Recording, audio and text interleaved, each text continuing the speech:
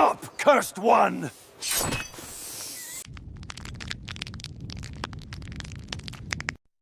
Welcome back to Myth Detective. The legend is famous. Medusa, the horrifying Gorgon, slain by the hero Perseus.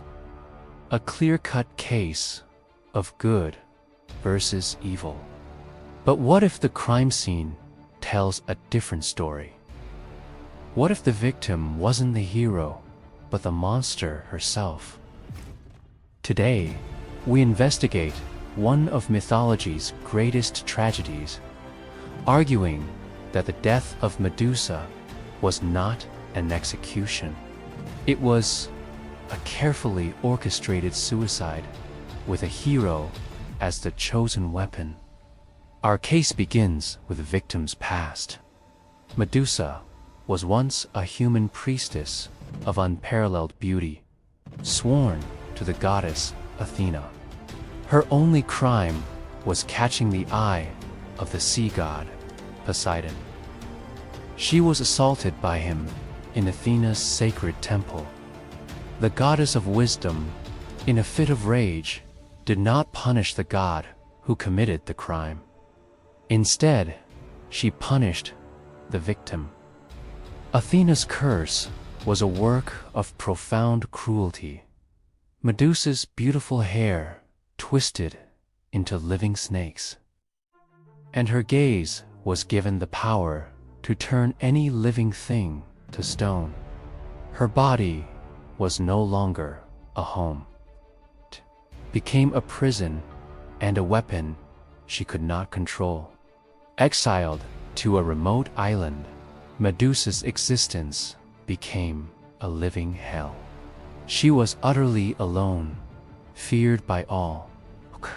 But the true horror was not her loneliness, it was her power. Every creature that met her gaze, every bird that flew too close, every lost sailor who washed ashore was turned instantly to stone. Her island was not a home. It was a graveyard of her accidental victims, a garden of stone statues frozen in their final moments of terror. She was a monster, yes, but a reluctant one. A weapon forced to fire against its will, haunted by the innocent lives she had unintentionally destroyed. This was a fate worse than death. Then, the hero, Perseus, arrived, armed by the gods, his mission to bring back her head.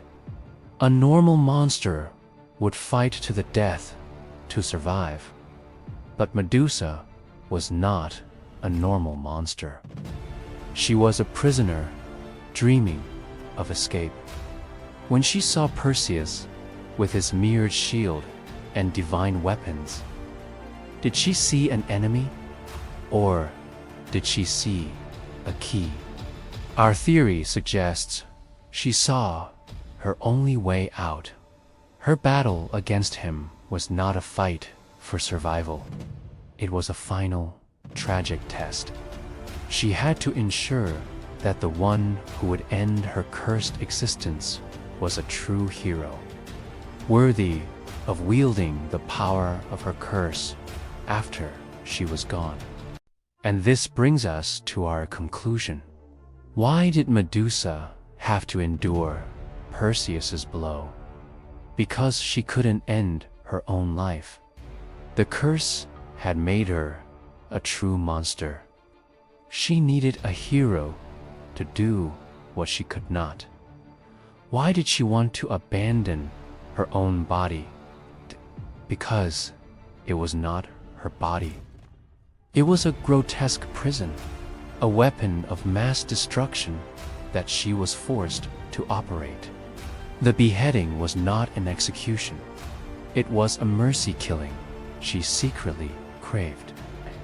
Her final, desperate act of heroism to save the world from herself. So, I turn the final verdict over to you, the jury. After hearing her full story, how do you see Medusa?